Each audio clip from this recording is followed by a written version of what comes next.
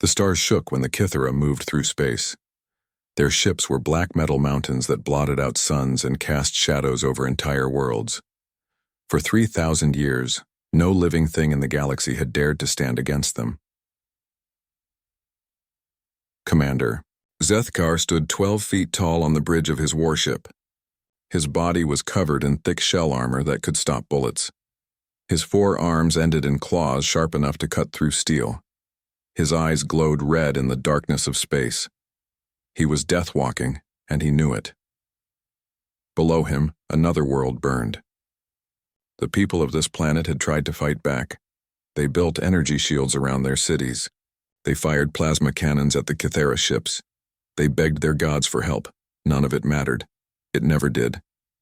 "Sir, the planet is ours," said his second officer, clicking his mandibles together. The sound was like breaking bones. All resistance has ended. Zethkar watched the fires spread across the continents below. This was the 47th world his people had taken this year. Each one had fallen the same way. First came fear, then came desperate fighting, then came death, finally came silence. The Kythera were perfect killers. Evolution had made them that way over millions of years. They were bigger than most species. They were stronger than all of them. Their shells could turn aside energy beams. Their claws could tear through armor. Their ships carried weapons that could crack planets in half, but their greatest weapon was something else. It was the fact that they had never known fear. Not once in their entire history had they run from a fight. Not once had they met something that made them afraid. Fear was a weakness, and the Kythera had no weaknesses. "How many survivors?" Zethkar asked. "None that matter, sir. A few thousand hiding in caves. They will starve, or surrender within days." Zethkar nodded. This was how it always went. The strong survived by joining the Kythera Empire. The weak died. It was the natural order of things. It was the way the universe worked. He looked at the tactical display showing his fleet. 30 massive warships surrounded the dead world. Each ship carried enough firepower to destroy a moon. Each ship was crewed by warriors who had never lost a battle. The Kythera swarm was unstoppable. "Sir, we are receiving new orders from the High Command," reported the communications officer. Zethkar turned his massive head. New orders meant new worlds to conquer, new species to crush, new examples to make for the galaxy. "What are our instructions?" "We are to investigate reports of a new species in the Outer Rim. Intelligence suggests they have developed space travel. The High Command wants them evaluated for threat level and conquest potential." Zethkar laughed. The sound was like grinding metal. A new species with space travel. How exciting. How utterly pointless. Every species they had ever met followed the same pattern. First contact, then fear, then surrender or death. The outcome was always the same. "What do we know about this species?" he asked. The communications officer checked his data pad. "They call themselves humans, sir. They come from a world they call Earth. It orbits a yellow star in a system they call Sol. Early reports suggest they have basic fusion technology and chemical rockets. Their weapons appear to be primitive kinetic projectiles and simple energy beams. Population? Approximately 8 billion individuals, sir. They appear to be divided into several competing nation-states. No unified government or military." Zethkar clicked his mandibles in amusement. 8 billion individuals who could not even unite under one banner. Primitive weapons, chemical rockets. These humans sounded like children playing with fire. They would make excellent slaves once the strong ones were culled. "How long until we reach their system?" he asked. 17 days at current speed, sir." "Good. Signal the fleet. We move to investigate these humans. If they prove useful, we will incorporate them into the Empire. If they prove troublesome, we will eliminate them." "Yes, sir. Should we send the standard surrender demand when we arrive?" Zethkar considered this. The standard surrender demand was a recording they broadcast to new species. It was simple and clear. Submit to the Kythera Empire and live as slaves, or resist and die. Most species chose slavery once they saw the size of the Kythera fleet. The smart ones did anyway. Yes, send the demand. But prepare for immediate military action if they refuse. I want this over quickly. These humans sound too primitive to waste much time on. His officers clicked their mandibles in agreement. They had all been through this before. New species were always the same. They either submitted immediately or fought briefly before being crushed. The humans would be no different. Zethkar looked out at the burning world below one last time. Soon there would be another burning world, another example of Kythera power, another reminder to the galaxy that resistance was futile. The massive fleet turned away from the dead planet and began its journey toward a small yellow star, toward a blue world called Earth, toward a species that had never met the Kythera. Zethkar had no way of knowing that these humans were different. He had no way of knowing that they came from a world where everything tried to kill everything else. He had no way of knowing that they had spent their entire history learning how to fight against impossible odds. He had no way of knowing that the Kythera were about to meet their first real enemy. The journey to Earth began. In 17 days, the galaxy would change forever. The age of Kythera dominance was about to end, though none of them knew it yet. Behind them, the burning world slowly died. Ahead of them, something waited that would teach the universe's greatest predators what fear really meant. Captain Jake Morrison was drinking his morning coffee when the alarm started screaming. He had been commander of the exploration ship Horizon for 6 years, and nothing had ever made the sensors go crazy like this. The coffee mug fell from his hands and shattered on the metal floor. "Captain, you need to see this right now," called Lieutenant Lisa Park from her station. Her voice was shaking. Lisa had been in space for 10 years and never sounded scared. That worried Jake more than the alarms. Jake rushed to the main screen. What he saw made his blood turn to ice. 27 massive ships hung in space just past Mars. Each one was the size of a city. They were black as midnight and covered in weapon ports. Jake had never seen anything like them. "Where did they come from?" he asked. "They just appeared. Sir, no warning, no energy signatures. 1 second space was empty, the next second they were there." Jake stared at the alien fleet. Humanity had been exploring space for 50 years and never found any sign of intelligent life. Now suddenly an entire armada was sitting in their solar system. This was either the best day in human history or the worst. Any communication attempts from them? "Yes, sir. They sent a message on all frequencies. It's in perfect English." "Put it on screen." The message was simple and terrifying. A voice that sounded like grinding metal spoke in words that chilled Jake's soul. "People of Earth, we are the Kythera. We have conquered 47 star systems. We have destroyed countless species who dared to resist us. You will surrender your world immediately or face complete annihilation. You have 1 day to respond." The message ended. The bridge fell silent except for the hum of the ship's engines. Jake looked around at his crew. They all had the same expression on their faces. Terror mixed with disbelief. "Get me Admiral Sullivan immediately," Jake ordered. Admiral Kate Sullivan was in the war room on Earth when Jake's message came through. She was a small woman with gray hair and steel in her eyes. She had fought in 3 wars and never backed down from anything. But as she listened to Jake's report, even she felt fear creep up her spine. "How big did you say their ships were?" she asked. "Each one is roughly 2 kilometers long, Admiral.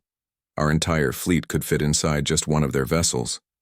Kate looked at the tactical display showing Earth's defenses. 30 ships total.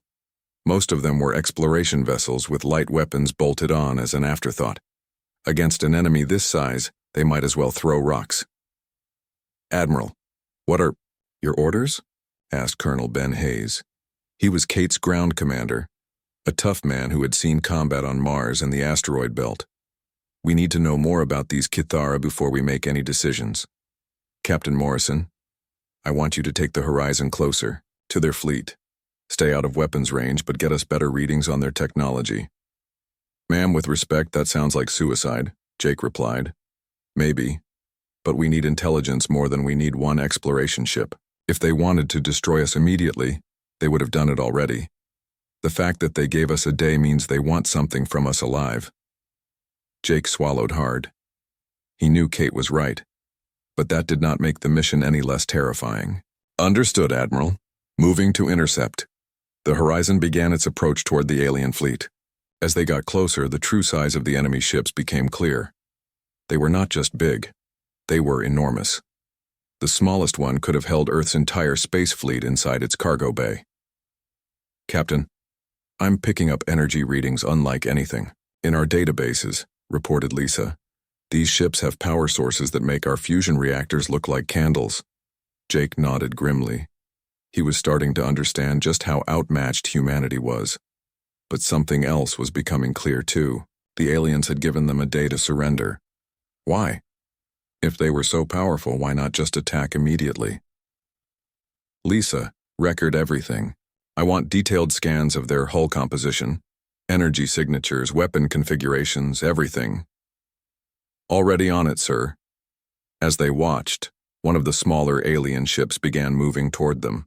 It was still 3 times the size of the horizon, but it was the smallest vessel in their fleet. Captain, incoming transmission from the alien ship. Put it through. A new voice came over the speakers. This one sounded different from the first message, more curious than threatening. Human vessel, you approach our fleet. This shows either great courage or great stupidity. Which is it? Jake thought for a moment before responding. This might be humanity's only chance to learn something about their enemy. We are here to learn about you. We have never met another intelligent species before. Interesting. I am Sub-Commander Vexthal of the Cathara Swarm. We have conquered many species. Most flee when they see our ships. You come closer. Why? Because running won't solve anything. If you want to destroy us, you will do it whether we run or not. So we might as well face you directly. There was a long pause. When the alien spoke again, his voice sounded puzzled. Your species is strange. Fear should drive you away. Instead, you move toward danger. This is not logical behavior.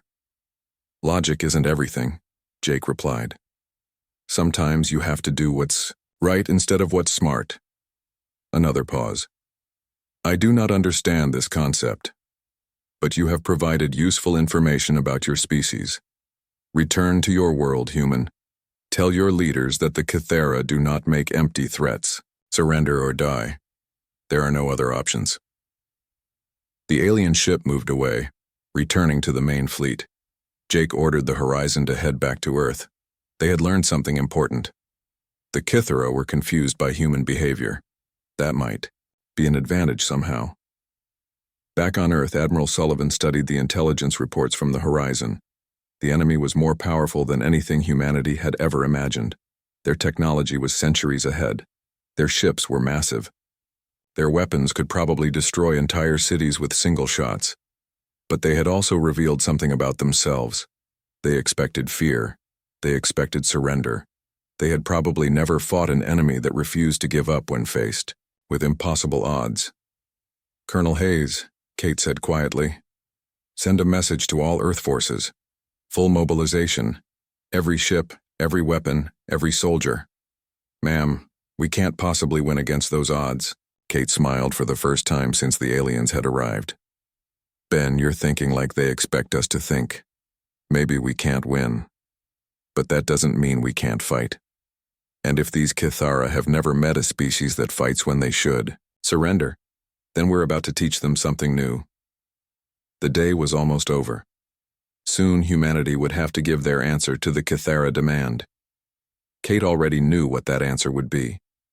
It would be the same answer humans had always given when faced with impossible odds. No. The day was over. Humanity's answer came exactly when the deadline ended. It was not a word. It was action. Every human ship in the solar system opened fire at the same time. Commander Zethkar watched the attack begin from his command bridge. Hundreds of missiles streaked toward his fleet. Energy beams lanced through space. Nuclear warheads exploded against his ship's shields. For a moment, the darkness of space turned bright as day. When the light faded, The Kythera fleet hung in space exactly as before. Not one ship was damaged. Not one shield had failed. The human attack had been like throwing pebbles at a mountain. Foolish creatures, Zethkar clicked to his officers. They chose death over slavery. Very well, begin the extermination. But as the Kythera ships began to move forward, something unexpected happened. The human ships did not retreat. Instead, they spread out in all directions and kept attacking. Small fighters buzzed around the massive alien vessels like angry wasps. Larger ships darted in and out of weapons range, firing constantly. "Sir, the humans are not fighting in formation," reported his tactical officer. "They have no battle plan, no coordination. They are attacking randomly." Zethkar studied the battle display. This was true. The humans seemed to be making up their strategy as they went along. It was chaos. It was madness. It should have made them easy to destroy. But somehow it was working. Captain Danny Chen piloted his destroyer Defiant straight toward the largest Kythera ship. His vessel was tiny compared to the alien dreadnought, but he had a plan. A crazy plan that no sane person would try. "All power to engines," he ordered his crew. "Ram those missile ports on the starboard side." "Sir, that will destroy us," his weapons officer protested. "Maybe. But look at their design. Those weapon ports connect directly to their ammunition storage. If we can cause an internal explosion, we might damage them." Danny pushed his ship to maximum speed. The Kythera tried to swat him with their defensive guns, but the Defiant was too small and fast. At the last second, Danny fired all his remaining missiles directly into the alien ship's weapon ports. The explosion tore through both ships. The Defiant vanished in a ball of fire, but so did an entire section of the Kythera vessel. For the first time in 3,000 years, a Kythera ship had been damaged in battle. Zethkar stared at his tactical display in shock. One of his ships was burning. Actually burning. The humans had somehow found a weakness in Kythera design that no one had ever noticed before. "How did they know to target that section?" he demanded. "Unknown, sir." Their attack made no tactical sense. It should have failed. But it had not failed. And now other human ships were copying the same insane strategy. They were ramming themselves into Kythera vessels, causing damage through pure sacrifice. It was a tactic no civilized species would ever use. Major Amy Rodriguez watched the space battle from the assault ship Thunder. Her job was supposed to be boarding enemy vessels once their shields were down. But the enemy shields were not going down. So Amy decided to make her own opportunity. "Load us into a torpedo tube," she told her pilot. "Ma'am, that's suicide. You can't board an enemy ship by shooting yourself at it. We'll see about that. Get us close to that damaged Kythera ship. We're going in through the hole Captain Chen made." Amy and 12 Marines climbed into a modified torpedo. It was barely big enough to hold them all. One small mistake would send them spinning off into empty space. But Amy had studied the sensor readings of the alien ship. She thought she knew how to get inside. The torpedo launched from the Thunder and flew straight toward the burning Kythera vessel. Amy used small thrusters to guide them through the breach in the alien hull. They crashed into a corridor inside the enemy ship. The Marines found themselves in a maze of passages designed for beings twice their size. Everything was too big, too dark, too alien. But Amy had fought in tunnels on Mars and caves on Europa. She knew how to use small spaces to her advantage. "Their ventilation system," she told her team. "It connects to every part of the ship. We can crawl through it and attack from unexpected angles." The Kythera crew had never faced boarders before.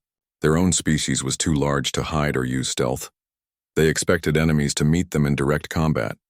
Instead, Amy's Marines appeared from air vents and maintenance shafts. They struck fast and vanished before the aliens could react. In 30 minutes, 12 human Marines had disabled a ship that carried 3,000 Kythera warriors. Zethkar received the report with growing disbelief. The humans were fighting like nothing he had ever seen. They turned their weaknesses into strengths. They used their small size to hide. They used their desperation as a weapon. Most confusing of all, they seemed to get stronger when they were losing. Other species would surrender when faced with certain death. Humans would laugh and charge straight at their enemies. Captain Nick. Taylor proved this point when his frigate lost its weapons and engines. Instead of surrendering, he aimed his dying ship directly at a Kythera battlecruiser. "This is for Earth," he broadcast on all frequencies. "Remember us." His ship struck the alien vessel at full speed. Both ships were destroyed, but Nick's sacrifice created an opening that 3 other human vessels used to escape certain death. The battle raged for hours. The Kythera had superior weapons, better armor, and more ships. By every rule of warfare, they should have won easily. But the humans refused to follow the rules of warfare. They used asteroids as weapons. They turned their own ships into missiles. They fought with tools and maintenance equipment when their weapons failed. They kept attacking even when they were outnumbered 10-1. Most disturbing of all, they seemed to enjoy it. Human communications were filled with laughter and jokes even as their ships were being destroyed. They were having fun while fighting for their lives. "Sir, we are winning the battle," reported Zethkar's tactical officer. "We have destroyed 18 human vessels. They have only destroyed 4 of ours." Zethkar looked at the numbers, but they did not feel like victory. 4 Kythera ships damaged or destroyed. In 3,000 years of conquest, they had never lost more than 1 ship in any single battle. "Order the fleet to pull back to safe distance," he commanded. "Sir, we are winning." "Are we? Look at those humans. They are still attacking. Still fighting. They have lost more than half their fleet and they act as if they are winning." For the first time in his life, Zethkar felt something he did not understand. A cold feeling in his stomach, a voice in his head telling him to be careful. The Kythera had met their first real enemy, and that enemy was teaching them something they had never learned before, what it felt like to be afraid. 3 weeks had passed since the first battle. The Kythera fleet hung in space near Jupiter, waiting for reinforcements. Commander Zethkar had done something no Kythera commander had ever done before.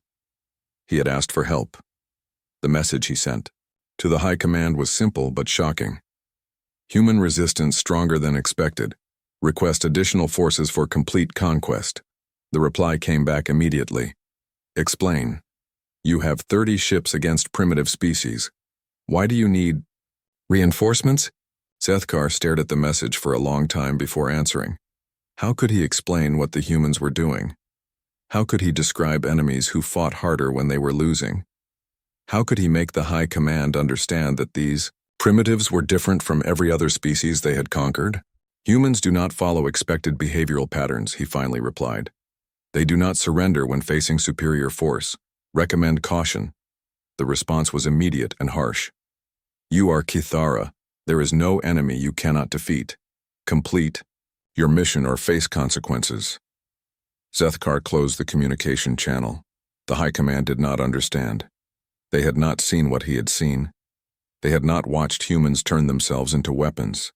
They had not felt the cold fear that came from facing an enemy who refused to die quietly. But orders were orders. The attack would continue. Lieutenant Commander Steve Walsh led his fighter squadron through the asteroid belt between Mars and Jupiter. His 12 ships were all that remained of Earth's fighter corps. They had been fighting for 3 weeks straight, using hit-and-run tactics against the massive alien fleet. "Dragon Leader, this is Dragon 2, came the voice of his wingman, Lieutenant Carol Kim. "I'm reading movement from the Kythera fleet. Looks like they're advancing again." Steve checked his instruments. The alien ships were indeed moving toward Earth, but something was different this time. They were moving more slowly, more carefully. They were no longer charging forward with total confidence. "All dragons, listen up," Steve broadcast to his squadron. "The enemy is scared. They're being cautious for the first time since they got here. That means we're doing something right." Steve had been a test pilot before the war started. He was used to flying experimental aircraft that barely worked. Now he was using that experience to turn junk into weapons. His fighter was held together, with spare parts and determination, but it could still fight. "Dragon Leader, incoming transmission from Admiral Sullivan." "Put her through." Admiral Kate Sullivan's voice came over the radio, calm and steady despite everything they had been through. "Steve, we've detected the Kythera fleet moving toward Earth again. We need you to slow them down." "How long do you need, Admiral?" Dr. Rachel Kim thinks she's figured out a weakness in their ship design. She needs 6 more hours to finish her calculations. Steve looked at the massive alien fleet through his cockpit window. 12 human fighters against 30 alien warships. The math was simple. They were going to die, but maybe they could buy Earth those 6 hours. Understood, Admiral. Dragons, form up. We're going hunting. The 12 fighters accelerated toward the Cathara fleet. They were gnats attacking elephants, but they had learned how to make gnats dangerous. Steve led his squadron straight into the middle of the alien formation. The Cathara fired everything they had, turning space into a web of energy beams and missiles. But the human fighters were small and fast. They dodged between the massive ships, using the aliens' own size against them. Dragon 4, hit those sensor arrays on the lead ship, Steve ordered. Copy that, leader.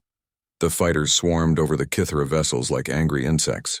They couldn't destroy the big ships, but they could damage sensors and communication equipment. They could make the aliens blind and deaf. Commander Zethkar watched his ships struggle to hit the tiny human fighters. His weapons were designed to destroy large targets. They were almost useless against something as small and agile as the human craft. Sir, we have lost communication with ships 7 and 12. The humans have damaged their transmission arrays. Then use backup systems. Zethkar snapped. The humans have damaged those too, sir. They seem to know exactly where to hit us. This was true. Somehow the humans had learned the weak points of Cathara ship design. They were targeting specific systems with surgical precision. It should have been impossible. The humans had only seen Cathara ships for 3 weeks. How could they understand alien technology better than species who had studied it for years before being conquered? The answer was Dr. Rachel Kim. She sat in her laboratory deep under the Rocky Mountains, surrounded by pieces of destroyed Cathara ships. For 3 weeks she had studied every fragment, every piece of wreckage, every scrap of alien technology they could recover. The power coupling on level 7 connects directly to their main computer, she muttered to herself, making notes on her tablet. If you overload it with the right frequency, you can shut down their entire weapons system. Rachel had been an engineer before the war. She designed fusion reactors and solar collectors. Now she was reverse engineering alien technology faster than seemed possible. But she had something the aliens did not expect. She had human creativity. The Cathara built their ships to be perfect. Every system was efficient and logical. But that perfection was also a weakness. When you built something to work one way, it was vulnerable to attacks from unexpected directions. General Torres, I think I have something. Rachel called to her, military liaison. General Lisa Torres hurried over to Rachel's workstation. Lisa had been coordinating Earth's defense for 3 weeks, turning every piece of rock and metal in the solar system into a weapon. What did you find? Lisa asked. Their ships have a central power core that feeds everything else. It's protected by multiple layers of shielding. But there's a maintenance access port that's only lightly armored. If we could get a small explosive device inside that port, we could cause a cascade failure that would destroy the entire ship. How small is small? About the size of a baseball. Lisa smiled. A baseball-sized bomb. That was something a human could carry. That was something they could work with. Rachel, you just gave us a way to win this war. Back in space, Steve Walsh's squadron was down to 6 fighters. They had been fighting for 4 hours, staying just ahead of the alien weapons, but their luck was running out. Dragon Leader, my engines are failing, reported Dragon 7. I can't keep up. Dragon 9 is also damaged, came another voice. Weapons are offline. Steve checked his fuel gauge. They were almost empty. They had given everything they had, but it might not be enough. All dragons, this is Admiral Sullivan. Fall back to Earth. You've done more than enough. Negative, Admiral, Steve replied. We still have 2 hours to go. Steve, you've bought us the time we needed. Dr. Kim has found their weakness. Come home. Steve felt a wave of relief wash over him. They had done it. Somehow 12 beat-up fighters had held off. The most powerful fleet in the galaxy, long enough for human genius to find a solution. You heard the Admiral, dragons. Let's go home. As the surviving fighters turned toward Earth, Commander Zethkar watched them go. 6 small ships had held up his entire fleet for 4 hours. 6 primitive craft had made his massive armada look helpless. For the first time in 3,000 years, a Kythera commander began to wonder if victory was really certain. The humans had taught him something new. Sometimes the smaller enemy was the more dangerous one. The final battle began at dawn on Earth. The Kythera fleet moved in formation toward the blue planet, ready to finish what they had started. But waiting for them was something they had never seen before. The entire human fleet had been rebuilt. In just 3 weeks, Admiral Kate Sullivan stood on the bridge of the new flagship, the UES Retribution. It was not the biggest ship in space, but it carried something more valuable than size. It carried hope, and it carried Dr. Rachel Kim's discovery. All ships, this is Admiral Sullivan, she broadcast on all frequencies. Today, we end this war. Today we show the galaxy that humanity will not go quietly into the night. Commander Zethkar received reinforcements just as the human fleet appeared. 15 fresh Kythera warships joined his battle group. Now he had 45 vessels against 30 human ships. The numbers were still in his favor, but numbers had stopped meaning what they used to mean. "Sir, the human ships are not attacking in formation again," reported his tactical officer. "They are spreading out across our entire front." Zethkar studied the battle display. The humans were doing something new. Instead of swarming his ships like insects, they were forming a wide line. Each human vessel was moving toward a specific Kythera ship. It looked almost like they were planning to fight. One-on-one battles. "They must be desperate," he clicked to his officers. "One human ship cannot defeat one of ours." But even as he said it, Zethkar felt that cold feeling in his stomach again. The humans had surprised him too many times. What were they planning? Now? Captain Maria Santos piloted her cruiser Phoenix directly toward a Kythera battleship. Her ship was 1/3 the size of her target, but she was not afraid. Strapped to her hull were 12 packages, each one the size of a baseball. Each one contained enough explosive to crack a moon. "This is Phoenix to all ships," she broadcast. "Remember the plan. Get close, get inside their defenses, and deliver the packages. For Earth. For Earth," came back 30 voices. The human ships accelerated toward their targets. The Kythera opened fire with everything they had, space filled with energy beams and missiles. But the human ships kept coming. They had learned how to dance between the alien weapons. Maria's ship shook as enemy fire struck her shields.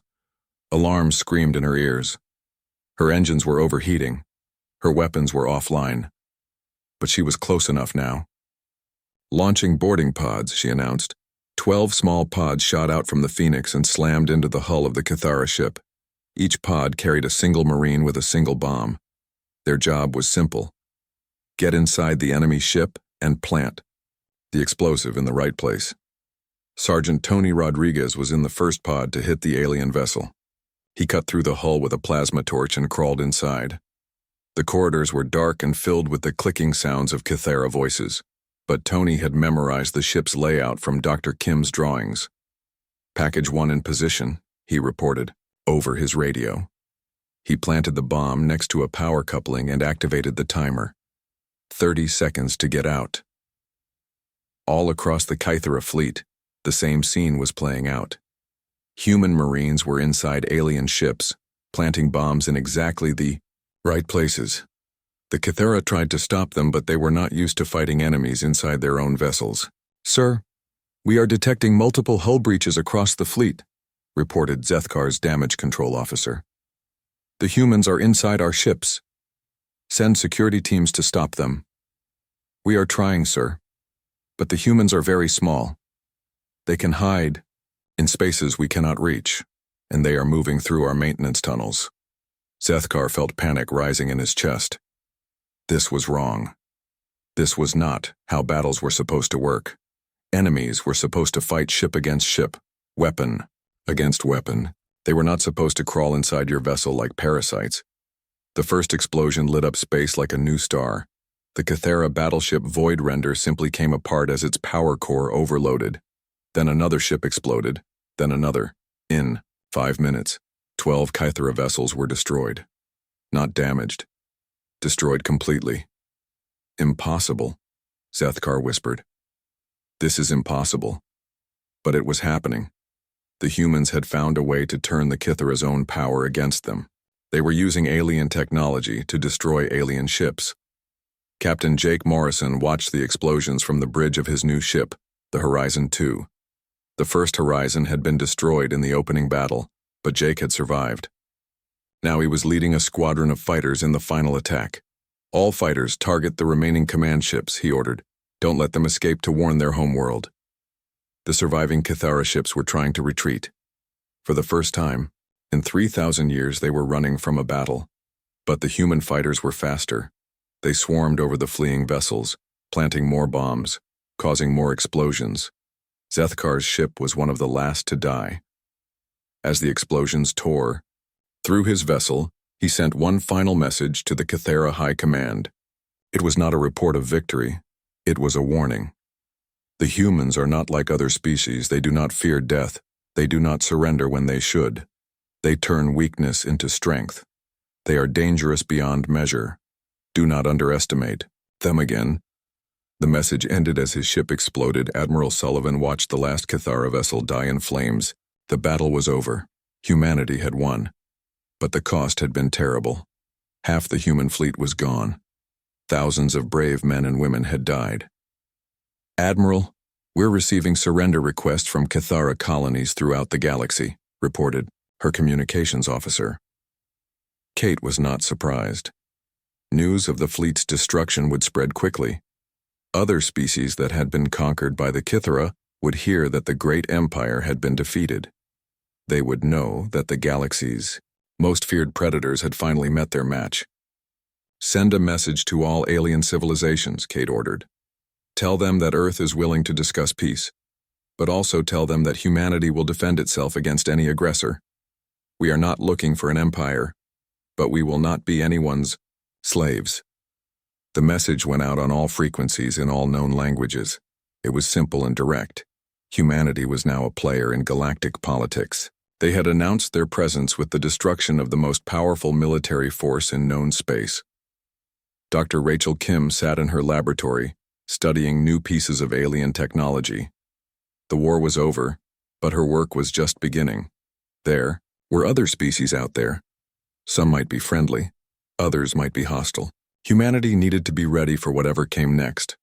We won this time because we were fighting for our home, she said to General Torres. But there will be other wars, other enemies.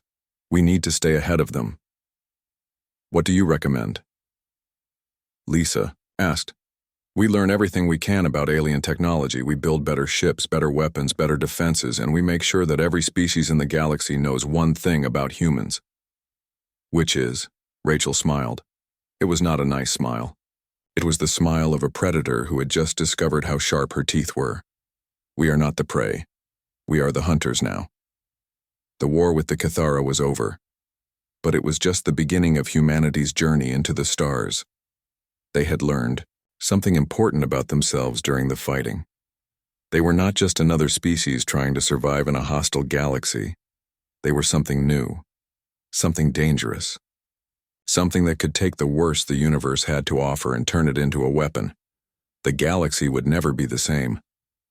The age of human expansion had begun, and every alien civilization would have to decide the same thing the Kithara had decided.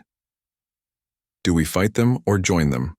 Most would choose to join them, because they had learned the lesson that the Kithara learned too late. When humans say they will fight to the death, they mean it, and that makes them the most dangerous species in the galaxy.